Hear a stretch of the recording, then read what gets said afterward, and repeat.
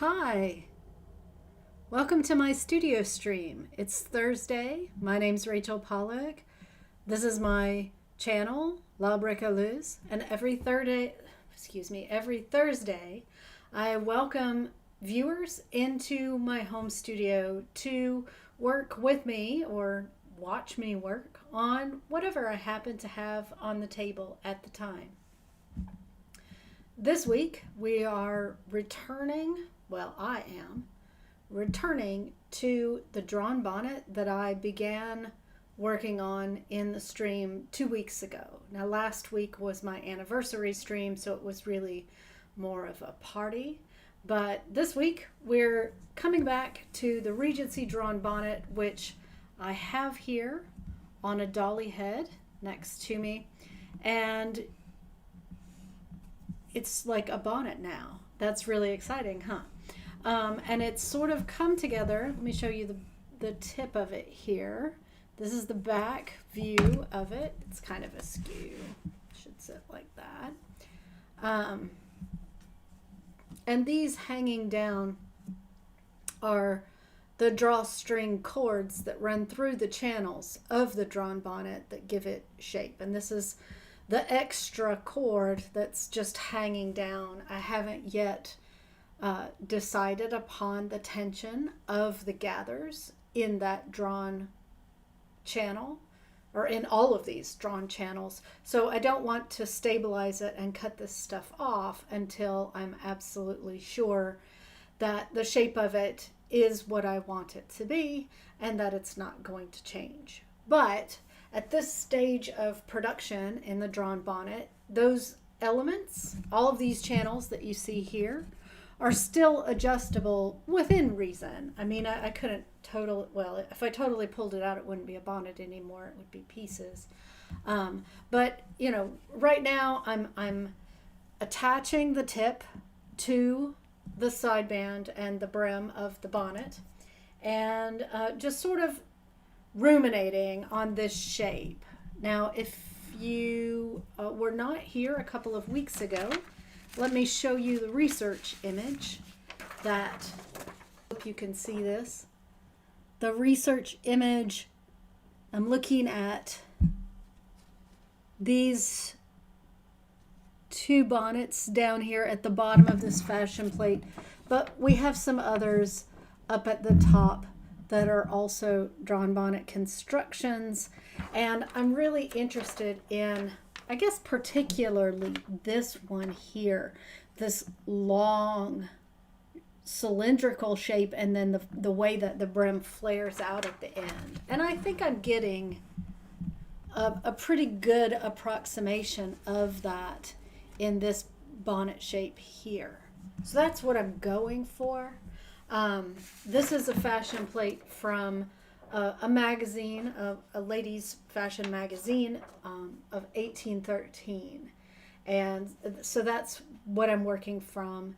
In terms of, I'm not trying to copy one of these so much as I'm using them as aesthetic references for shape and density of the gathers in the drawn portion of the bonnet. And when I'm done with the shape itself, I will also use them as inspirations for how I'm going to trim it out. But that's my reference image from the time period. And I also have, which I talked about 2 weeks ago, and I'll talk about it again for those of you who did not see the prior stream.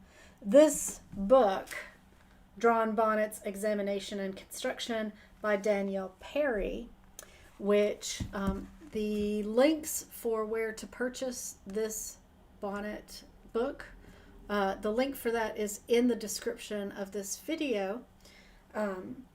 It's a vendor called Timely Treasures, and their website is timelytreasures.com.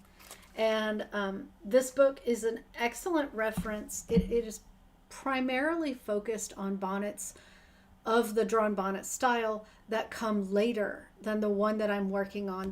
The bonnets in here are from 1840 to around 1860. And Danielle Perry here is working from actual surviving bonnets of the period that she has consulted for construction. She enumerates actually details about how they're constructed in this book, which is fascinating, and informed what I decided to do about this one. But the shape is very different. These bonnets from the mid 19th century are a lot shallower. The bell of them is more it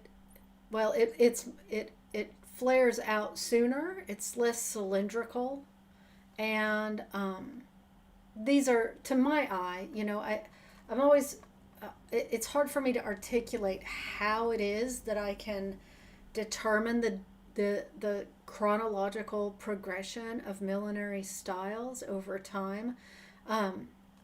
But this style, to me, of the one that I'm working on is very clearly, in the profile and the silhouette of it, very much a Regency bonnet of the 1800s, 18 teens.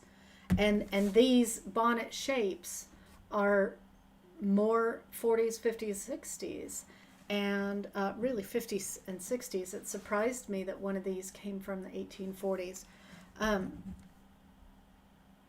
I'm not sure, I don't have a good vocabulary for how to articulate what that, where that expertise comes from, and how to express it. Like it's just a thing that I know, and maybe it's from seeing lots and lots of reference images from different time periods over history, and just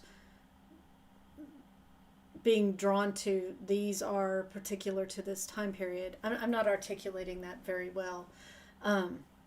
But the upshot is that if you are someone who's considering making a drawn bonnet, I say go for it. This has been an excellent time. I've made 2 other drawn bonnets in my career as a theatrical milliner, and they were both equally fun and fascinating, and interesting challenges for figuring out how to structurally do it. And I've learned more about the structure of drawn bonnets, or drawn millinery, I guess, because you don't have to do this as a bonnet. You could use this technique to make other hat shapes, which maybe that'll be a future project for me. But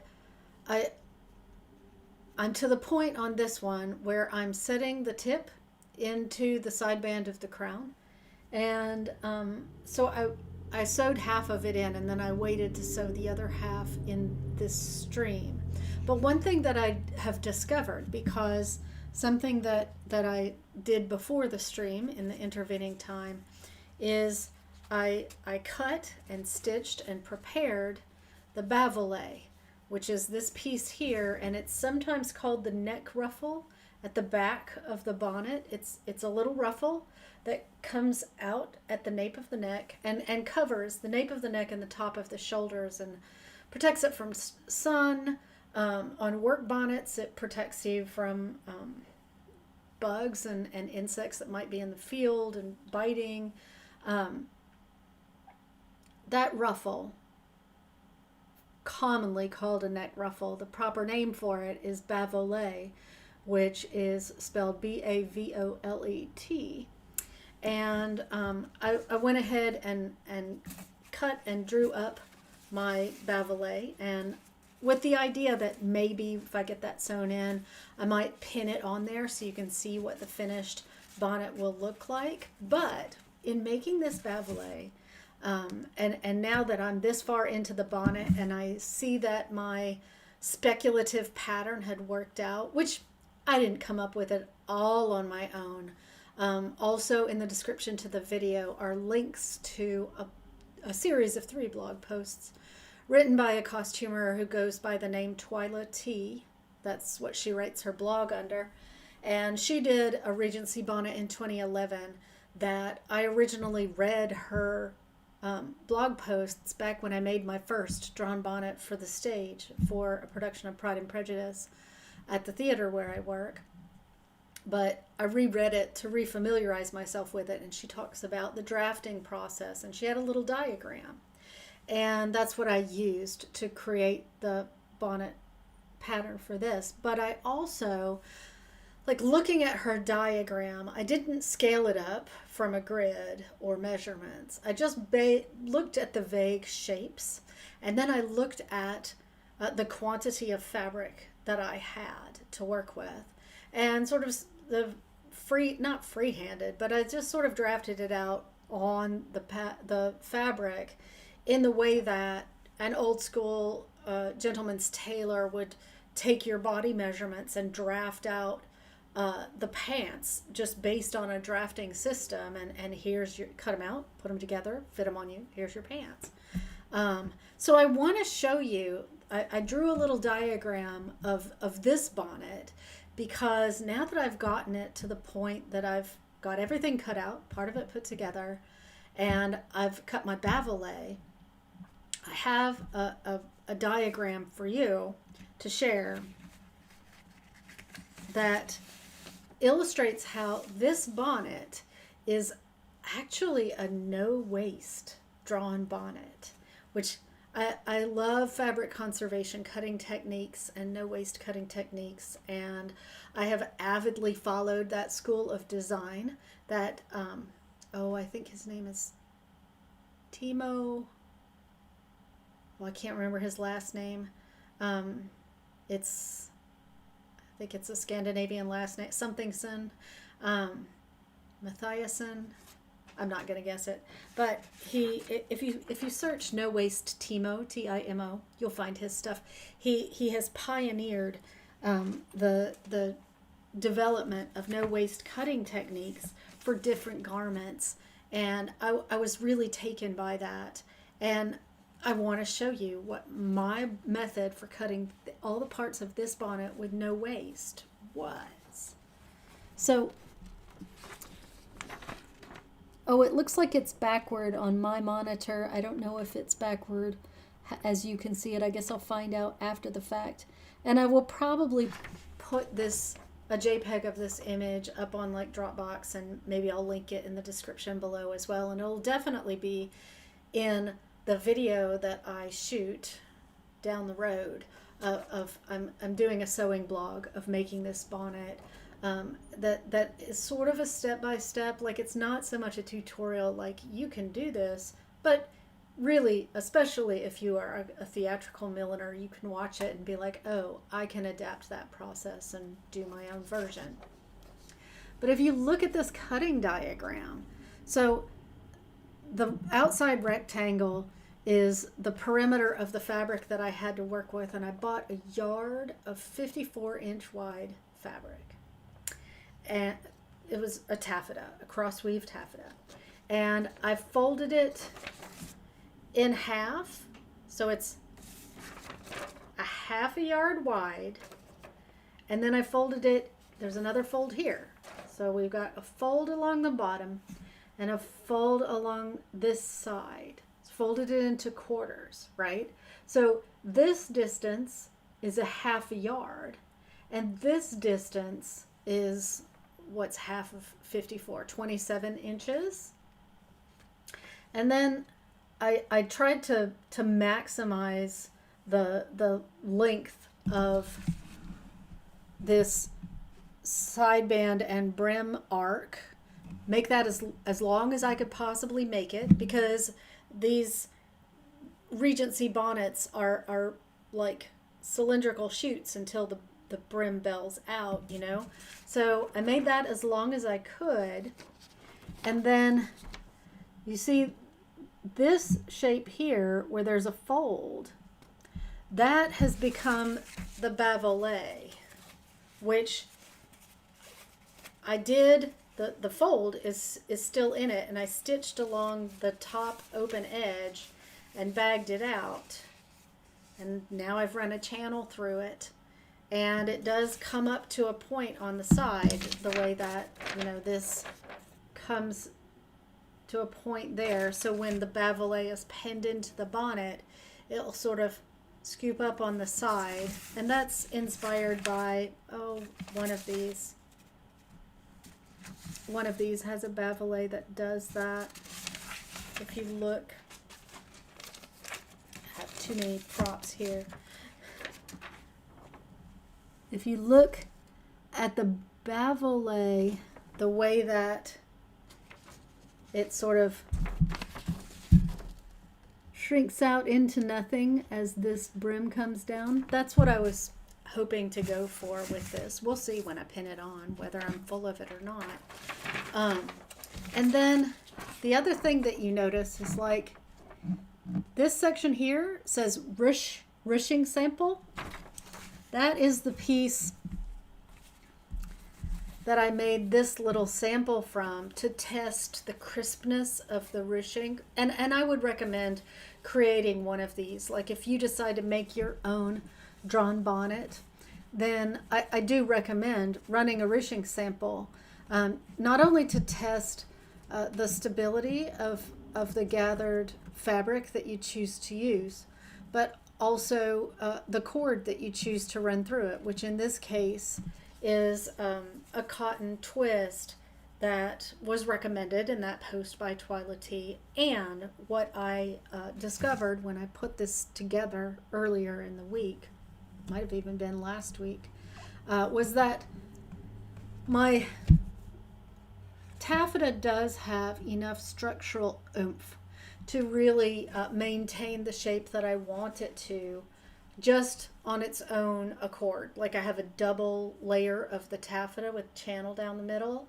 and that really is enough to give this the stability that it needs. But along this outer edge, to get this beautiful round brim arc that I wanted to provide some reinforcement and stability to that shape, I did run a piece of fairly lightweight, it's probably 21 gauge, maybe 20 gauge, millinery wire down the length of this outermost channel, which there's a double channel along that outer edge. So there's one channel that's just got our cording, and then the other channel has the cording but also a piece of millinery wire. And if you can see this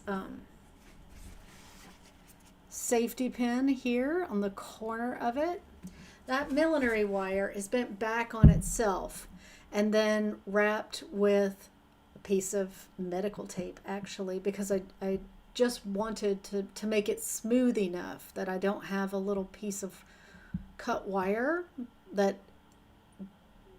the fabric can get hung up on inside of this channel. But that means there's a little sort of almost an eye loop at the end where it bends back on itself. And I've pushed this safety pin through it to really stabilize, for now, the end of that wire. And I think when I'm further along with the bonnet, I will probably tack through and through with a piece of matching thread to really stabilize that wire at the corner, and hopefully keep it from poking back out. Like, the bend not only protects the fabric and the wearer from there being a sharp piece of wire in there, but the bend back gives me that little eye loop that I can tack through and through to stabilize. So let's look again at this no waste bonnet layout diagram. Oh, I really hope this isn't backward in how you're seeing it. But then you see here, this triangle says tip. But since this is folded,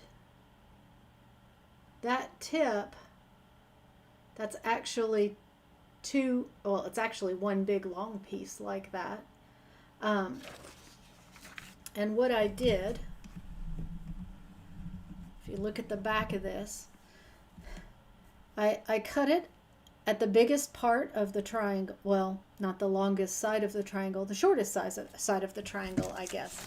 I cut it here, and then I seamed these two together. So what you have is a seam down the center and then a channel up the middle of that, I guess.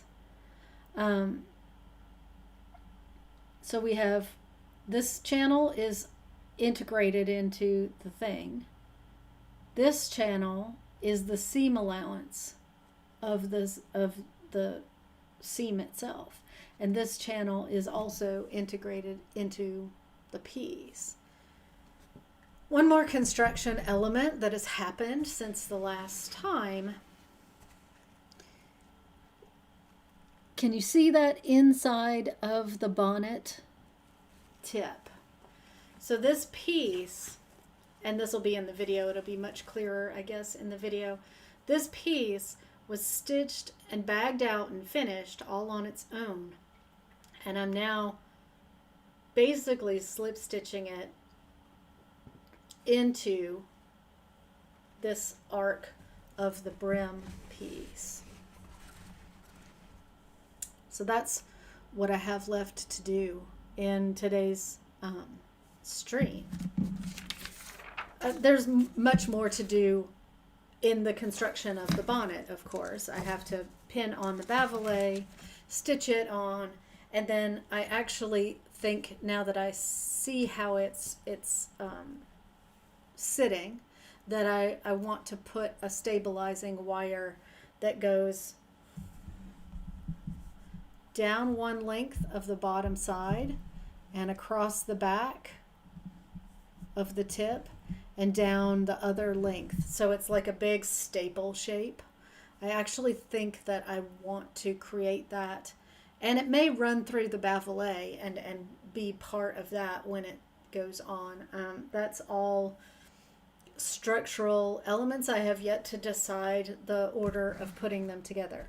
I mean, I think one of the exciting things about being or at least for me, one of the exciting things about the type of theatrical milliner that I am, is that you don't have to understand and be certain about every step of the process in making a hat to move forward. Now I'm going to start sewing this, so I actually am going to take my glasses off because I need to be able to see the thing that I'm sewing. But that, I don't know for sure how I'm going to finish that bavolet, how I'm going to integrate that wire that I would like to put into the structure there. But that's okay. I don't have to have decided that yet in order to move forward. And sometimes, I don't think this is one of those times, because like I said, this is my third drawn bonnet, so this is not entirely new to me. But sometimes what you discover is like, oh, if I could make this all over again, there is a way that I could have integrated that better. But, the nature of what it is that theatrical milliners do means that, you don't have the luxury to think it all completely through in your mind and decide the order of operations from the get-go on something like this, that what you actually usually need to do is make some progress because it needs to get done for opening night. Now, in this case, that it is true that this is not earmarked for any specific purpose. I'm making it purely for my own knowledge and edification, and also, fun, because I wanted to make one of these. And, I don't know if, I feel like I that's a trade secret I shouldn't say. I was going to say something about the programming for what sorts of shows our theater was looking. I thought I might get to make a bonnet like this, and it turns out that the show that we wanted to get rights for, we were unable to get rights for, so I'm not even going to mention the title of it or anything like that, but suffice it to say that I thought it would be set in the Regency time period, and I thought I would have a chance to build bonnets for it, and that has become not true. which is a slightly heartbreaking, but you know, it's also like the nature of the business. You can't get too super invested in anything, and especially now that I know that I won't be doing that as part of the 21-22 season, I'm extra glad that I chose to do this project for myself and for this stream and for a sewing vlog. You know, that's all really exciting. I'm to the end of my thread, so I'm going to tie it off. One of the wonderful things about a drawn bonnet is how many areas of extremely gathered cloth there are. So it's very easy to find a place to hide your knot when you tie off your sewing. And that's something that is often a struggle for me, is to decide where I'm going to hide that. If I'm making something that is so sleek that there's not an obvious place to hide it in what I'm working on. Oh, I didn't get that far at all. It's not to the end of the stream yet, but I'm going to put this back on the head. Actually, maybe I'll put it on my head just to show you what it looks like.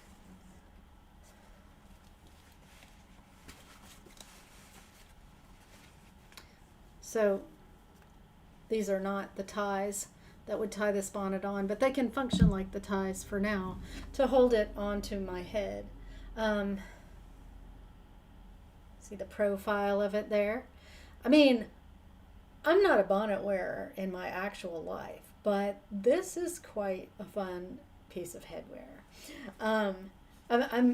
I'm so pleased with how it's turning out, and I'm undecided as to whether, and I would love your input. If you have a comment that you'd like to drop into the chat, or that you'd like to, if you're watching this after the stream, leave me a comment on the video and let me know what you think. I'm torn with this. I could donate it to the theater where I work, which, okay, great. They don't really need another bonnet. Like, we have loads of bonnets, and, you know, costume designers love to build the hats if they possibly can. And since I am there and they do have the luxury to build the hats, often we make new hats. So I'm not saying it wouldn't get used, but it would go into a drawer for an indefinite period of time. But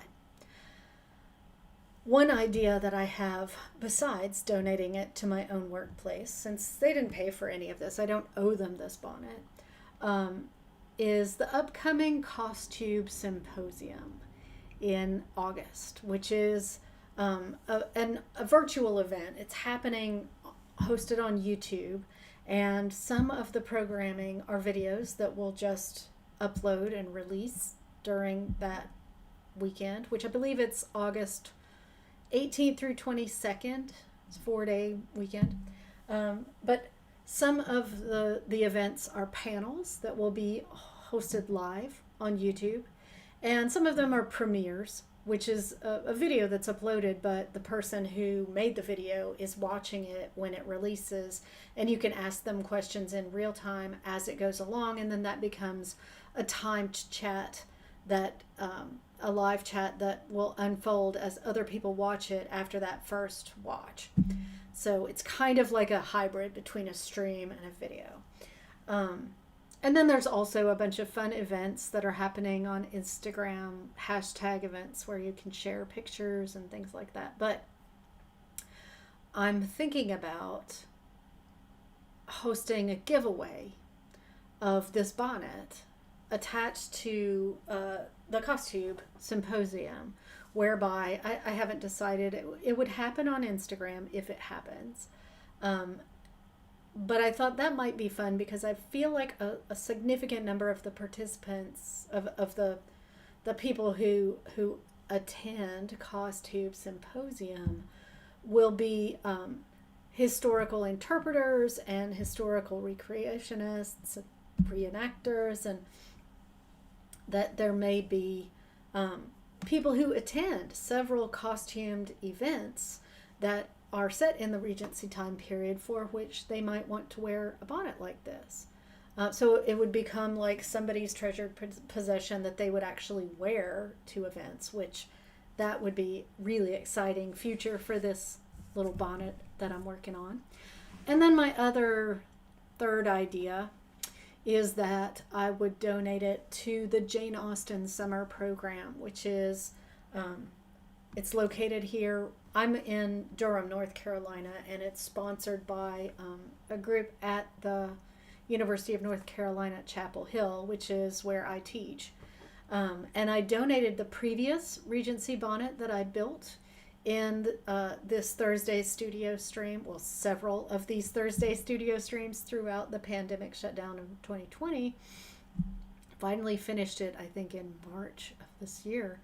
And they were so thrilled to receive it. So I think I could donate this one as perhaps part of their programming for 2022, or as maybe a door prize that they would give to one of their attendees since they're able to attend on site, or people could, I don't know, take selfies in it. Like, you know, it's going to be awesome. I can already tell. And so if you feel strongly about one of those options, donate it to the theater, give it away as a raffle, I guess, an Instagram giveaway as part of the Costume Symposium, or donate it to the Jane Austen Summer Program, please drop a comment on the video or in the chat if you're attending live, and let me know what you think. I will admit I haven't actually checked in with the people at Jane Austen Summer Program.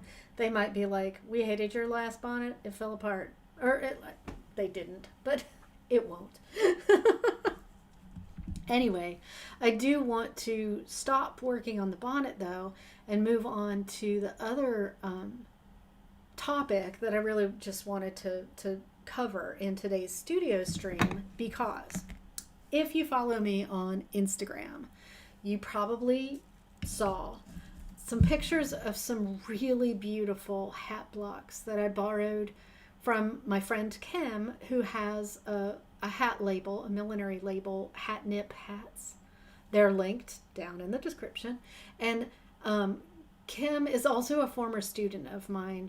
She's a local that lives here in Chapel Hill and a milliner. And she audited, well, I think she actually took it through continuing education, so she got credit for it. But she took my graduate level millinery class as a contemporary bespoke milliner. And it was great to have her in the class. Her projects were all very different from the concerns that theatrical milliners that my other students have. And I love her hat aesthetic, like what the things that interest her about contemporary millinery and 20th century and 21st century millinery are topics that also interest me, and aesthetic trends that also interest me. And she has a real affinity for 1940s shapes of hats. And she had 2 blocks that I borrowed from her that, and she borrowed a block from me, and I'm going to loan her a second one as soon as I take the hat off of it that I just blocked. I borrowed 2 blocks from her, and I put pictures of them up on Instagram. And this, if you can, this is one of them blocked. And I'm going to take the hat body off of the block in this stream today. So this hat block, I love it so much. If you can see, let's see. Well, I can't try it on because I can't put it on and show you. Yeah, I can't show you because there's too much stuff inside of here. But I'll take the hat off of it, and then I could show you maybe the block itself. Now, if you look at what I've done here, this is this hat. Ooh, there's a little piece of the Lurex popping up here that needs to give it a haircut.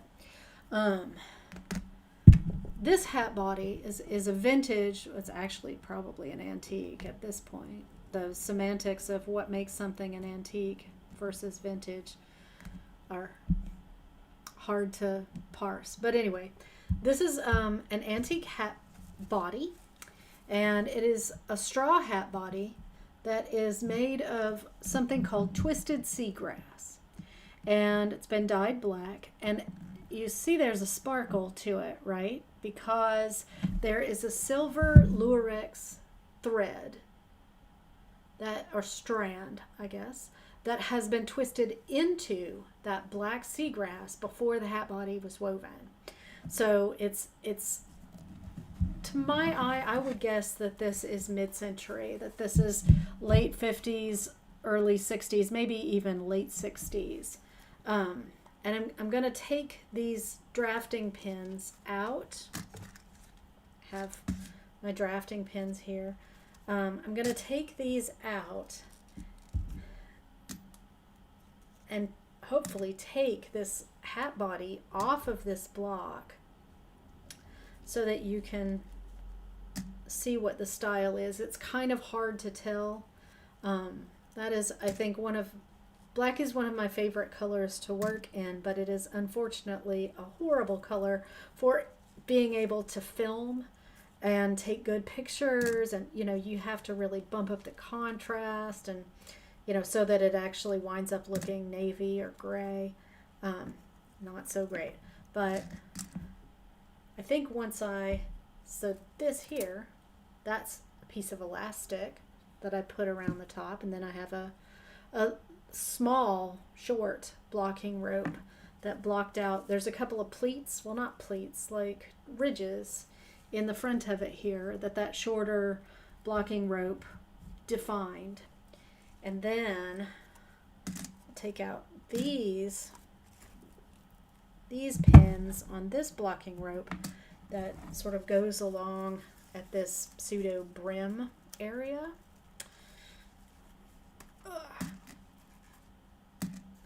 I took a time-lapse video of blocking this. I'm thinking that I might speed it up and then put it on YouTube. But I'm not sure that you can, because it's black, I'm not sure that you can really tell much about what I'm doing. Like I have a video of a speeded up puzzle blocking, which if you don't know what a puzzle block is, that's a hat block that comes apart in pieces, and they're usually, I've seen 2-piece, 4-piece, and 5-piece, but I'm sure there must be 3-piece ones too. It's just a style that I haven't seen. I did a video of blocking out one of those, and then ran it at like 20 times the speed. It's like, and then in 2 minutes I'm done with something that took me 20 minutes in real life. All right, I've taken all of the drafting pins out of it. I realize there are some people who would be scandalized that I've used drafting pins instead of stainless steel blocking pins. But tough. That's what I had. All right, I'm gonna pull this out. Now Kim says there's a lot of other undercuts in this hat, but Kim said she was able to pull hers out without any trouble. Oh, she's right. It just comes off. Oh, and it stayed blocked. Now it won't sit down on my head because all of the excess of that hat body are still inside of here, and what I'm going to have to do is stabilize the weave of this hat body and then trim away the excess. And so there's a whole lot more to the process of making this hat, but the shape is here, right? The shape is there. It picked it up from the block. This is 2 coats of alcohol-based hat sizing that I put on in my bathroom with the fan on, and then like I paint on a coat of sizing with the fan on, and then I'd close the door so that it would, evaporate in there. So this is how I believe, this is how I intend to wear this hat.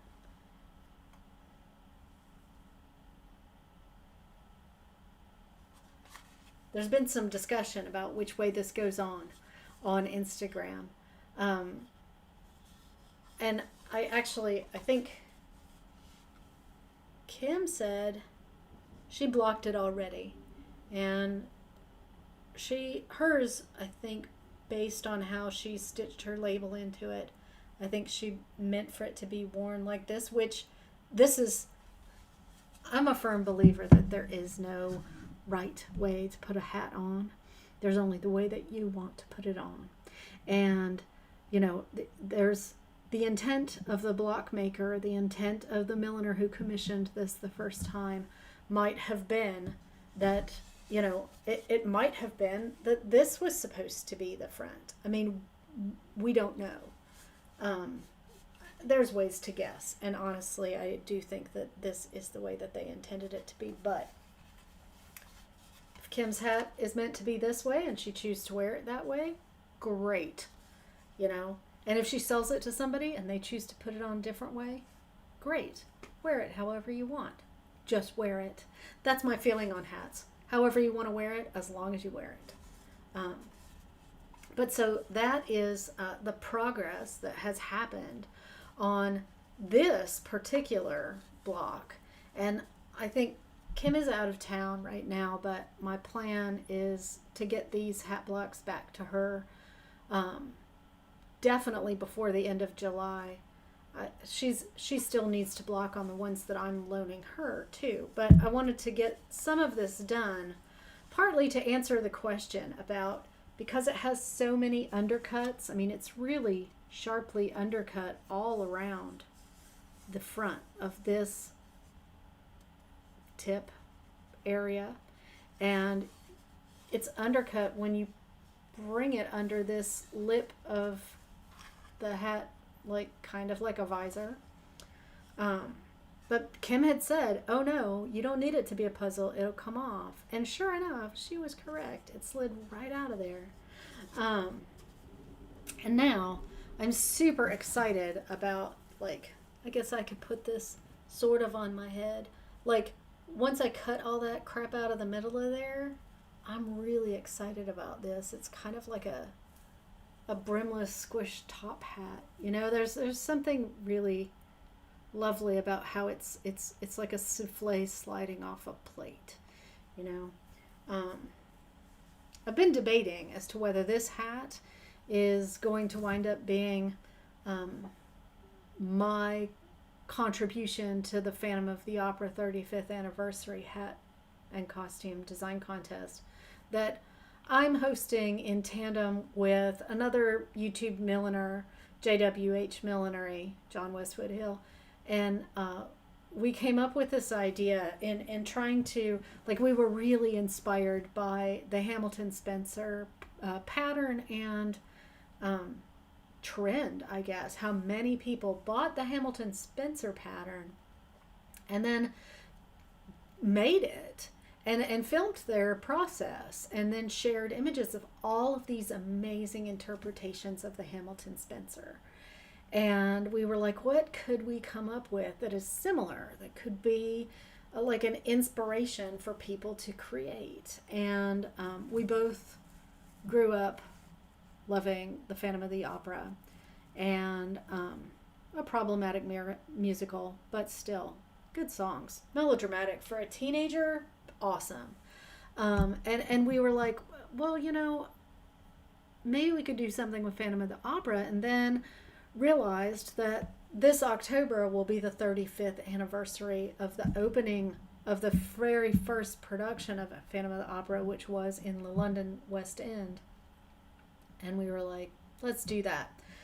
So the Phantom 35 challenge is, which that's the hashtag, Phantom 35, The challenge is to create whatever your milieu is. Like, he and I are milliners, and so that's my stop the stream alarm. He and I are milliners, so of course we're going to make hats that are inspired by Phantom of the Opera. But I also shared it with the costume community, because everyone had done such cool things with the Hamilton Spencer, and also challenges are just sort of part of that culture. You know, I'm so inspired by all of the challenges that they run, and I actually only joined the committee or the community,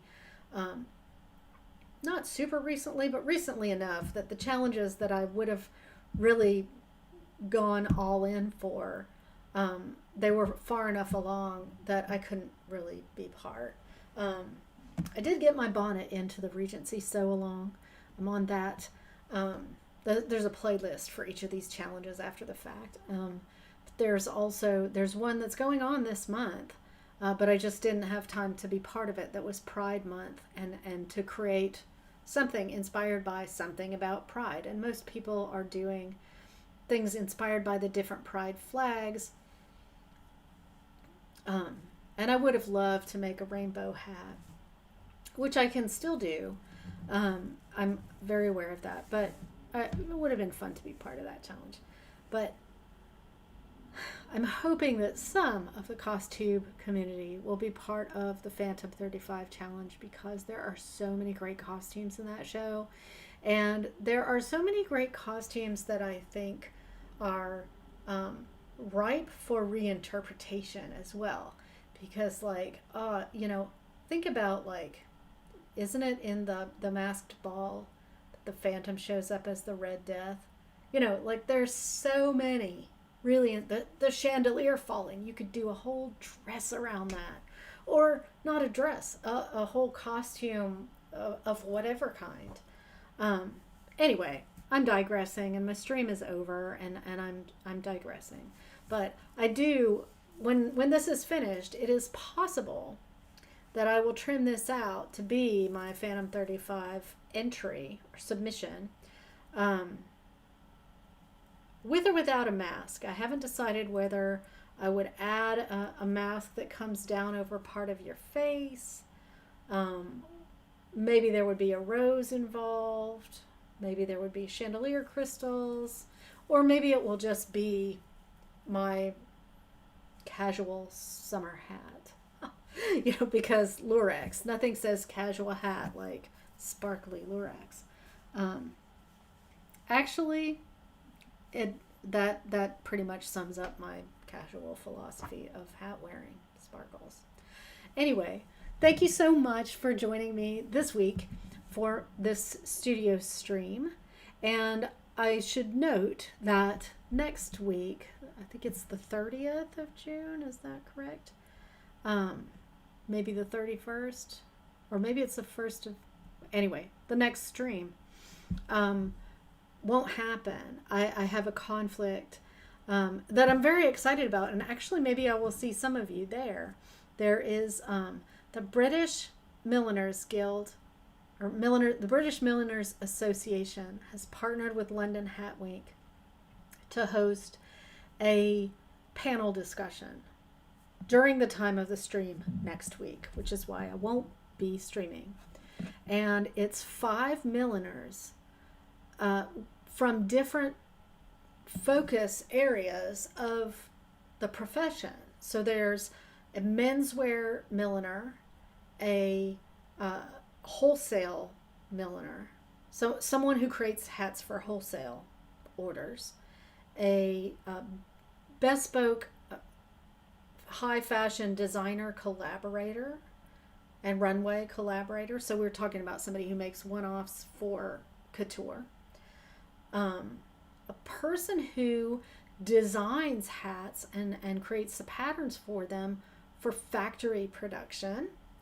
And then a theatrical and film and live entertainments milliner. And I'm really excited to hear all of them talk about how their particular niche of this field works, and what's in common and what is different, and what what is, well, I'm just really excited about it. So that'll be next week. And I'm hoping to have a video that I can upload in place of the stream. I like to do that, is provide content when I'm unable to stream. So we'll see if that's able to happen. I'm not sure about it yet, but fingers crossed. So thank you so much for visiting today and joining me in my stream. And 2 weeks from now, maybe I'll be done with the drawn bonnet, and maybe I'll be done with the sparkly, let's call it the sparkly pile, because it's kind of like a pile of something glamorous. All right, thanks so much. Have a great weekend and rest of your June, and I'll see you in a couple weeks.